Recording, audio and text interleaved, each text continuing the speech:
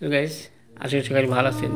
আমরা ভালো ছিলাম, কিন্তু আমাদের মাঝ থেকে আমার এই দাদা চলে গেছে গত দুর্গাপূজার অষ্টমীর দিনে।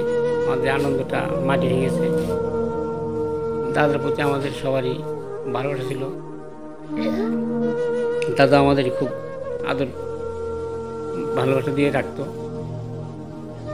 দাদা তো অনেক দিন ঢাকা ছিল, ঢাকা থেকে মারা গেছে আর কি। এটাই এই শেষ দেখাটা আমার শেষ দেখা হয়েছে ঢাকাতে। আমি যখন বাড়ি যাই দাদার সাথে কথা বলছিলাম, দাদা ঢাকায় ছিল।